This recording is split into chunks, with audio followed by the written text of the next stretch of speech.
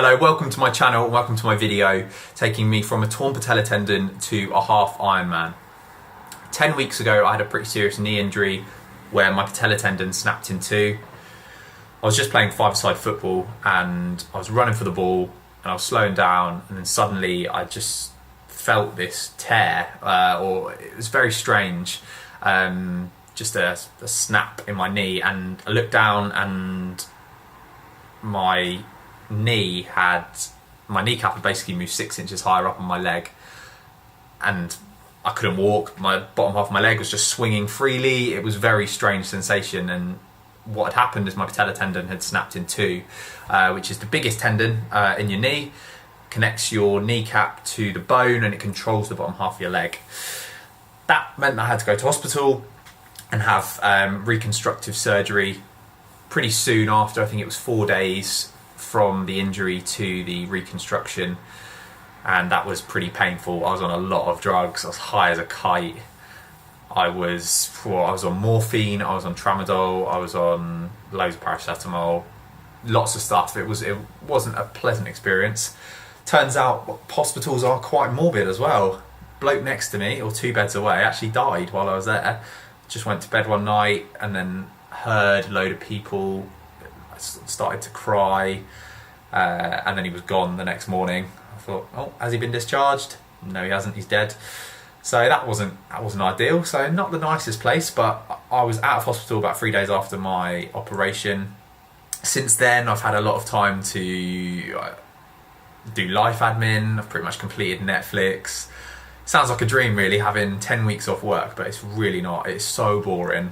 And you'll only really understand it if you have had a serious injury, because it's frustrating at the same time, because you can't do anything. You can't go out and just go for a walk.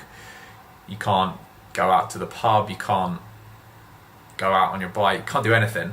It's pretty much just sitting around all day, and there's only so much TV and online shopping and watching videos you can do. So that has given me quite a new perspective on things.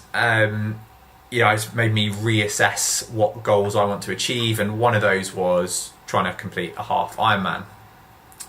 Amongst other things, I've kind of really reflected on my health and how I take care of my body. I thought I was quite healthy before. I cycled a couple of times a week. I did running. I played some football, and then ate basically what I wanted and just compensated with all of the sport that I was doing, and thought that was okay. And on reflection, it's not. It was probably the extra weight that I think put the extra pressure through the knee. So it's definitely given me some new perspective on how I treat my body, and my diet definitely needs to improve. So, as I said, I'm setting myself the challenge of doing a half Ironman, which I'm really looking forward to. It is quite far in the future. I think, being realistic with myself, it's going to be a year and a half until I cross that finish line, but it's going to be worth it. And I know that if I have a long-term goal now, I'm definitely going to work harder at all the little steps building up to it. So that's really exciting. For those people that don't know what half Ironman is, it's a 1.9k swim, it's a 90k bike, and it's a 21k run, which is a half marathon.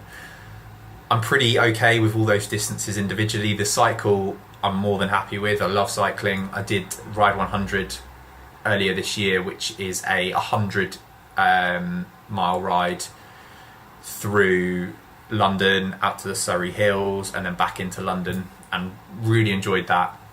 I also did a half Ironman, did Hackney half, which is a great event. Didn't do too well. I did it in just over 2 hours. I was aiming for 2 hours, but I didn't put that much training in. I wasn't very strict on reflection. So what have I done to prepare? I've got a Garmin 2354 Forerunner for my birthday, which I haven't got yet, but I'm going to get it in the next couple of days, and I'm going to use that to measure my heart rate, measure my body fat percentage, and just there's loads of other data that I don't really know what it does yet, but I'm going to find out and use that. The not so sexy stuff, I have bought myself a Weight Watchers pair of scales, which has loads of functionality. It can tell your body fat, your BMI, and crucially how much you weigh. So I did that yesterday, and it turns out 10 weeks sitting down eating loads of food is not good for the old stomach and weight. I was 100 100.1 kilograms, which is the heaviest I've ever been. So that was not great. And my body fat percentage was 22%. Again, not great, but it's a good place to start because I know that it can only improve. Well, I hope it can only improve. It is going to improve. I've also bought myself a notebook to write down what I'm eating on a daily basis, because I find that tracking stuff makes you stick to it a little bit better, and it will hopefully mean that I'm not going to eat as much rubbish.